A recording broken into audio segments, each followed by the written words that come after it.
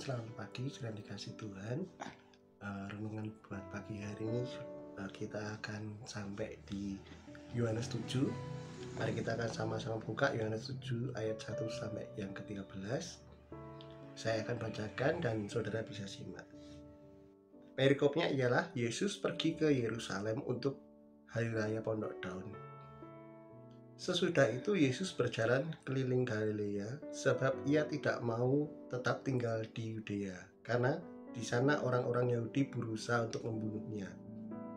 Ketika itu sudah dekat hari raya orang Yahudi, yaitu hari raya Pondok Daud, maka kata saudara-saudara Yesus kepadanya, "Berangkatlah dari sini dan pergilah ke Yudea, supaya murid-muridmu juga melihat perbuatan-perbuatan yang engkau lakukan.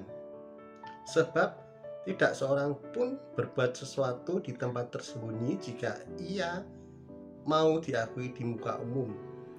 Jikalau engkau berbuat hal-hal yang demikian, tampaklah dirimu kepada dunia. Sebab saudara-saudara sendiri pun tidak percaya kepadanya." Maka jawab Yesus kepada mereka, "Waktuku belum tiba, tetapi bagi kamu selalu ada waktu. Dunia tidak dapat membenci kamu, tetapi ia membenci aku, sebab aku bersaksi tentang dia, bahwa pekerjaan-pekerjaannya jahat. Pergilah kamu ke pesta itu, aku belum pergi ke situ, karena waktuku belum genap." Demikianlah katanya kepada mereka, dan ia pun tinggal di Galilea. Tetapi sesudah saudara-saudara Yesus berangkat ke pesta itu, ia pun pergi juga ke situ, tidak terang-terangan tetapi diam-diam.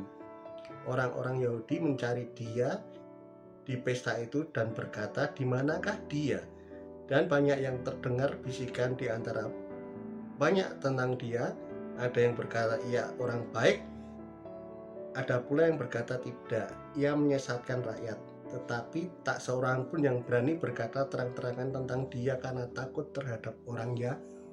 Puji nama Tuhan.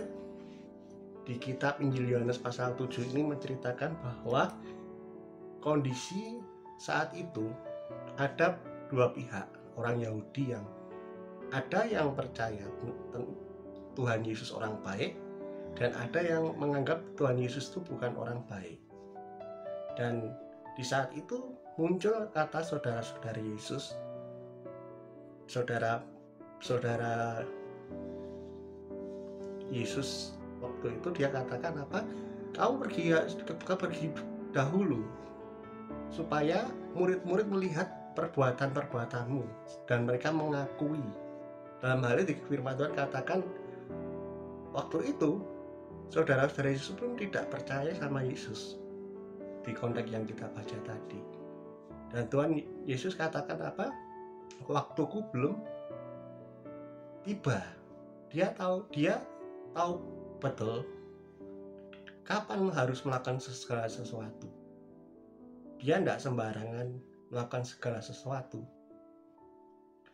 Saudaranya bilang, "Kamu harus melakukan sesuatu supaya mereka percaya." Padahal kenyataannya saudara Yesus itu pun nggak percaya sama Yesus.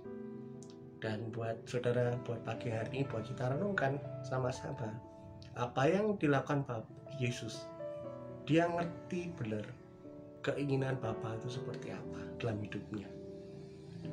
Demikian pula kita sebagai pengikut Kristus, kita harus ngerti saatnya kapan kita harus berbuat, kapan harus kita menolong, kapan harus kita mengambil keputusan.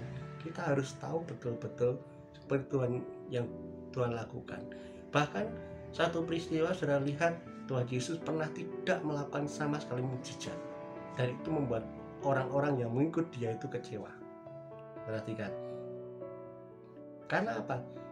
Dia tahu bahwa Bapa waktu itu tidak mengizinkan dia untuk membuat mukjizat. Tentunya buat kita pagi hari ini, apapun yang kita lakukan dalam kehidupan kita, mari sama-sama kita belajar untuk seperti Yesus yang lakukan.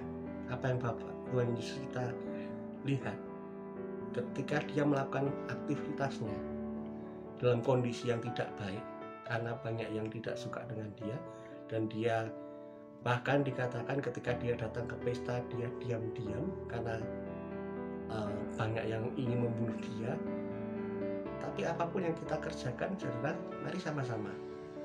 Buat pagi hari ini, keputusan kita coba lihat kehendak Bapa seperti apa, waktunya Tuhan seperti apa.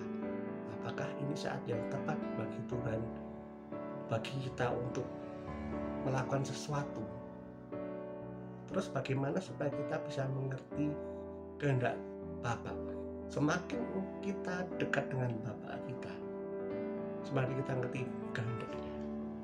Dulu ketika saya masih punya ayah, saya dekat dengan ayah saya, dia nggak perlu ngomong A, saya tahu bahwa dia ingin A. Kenapa? Ada kedekatan. Demikian pula kita, saudara.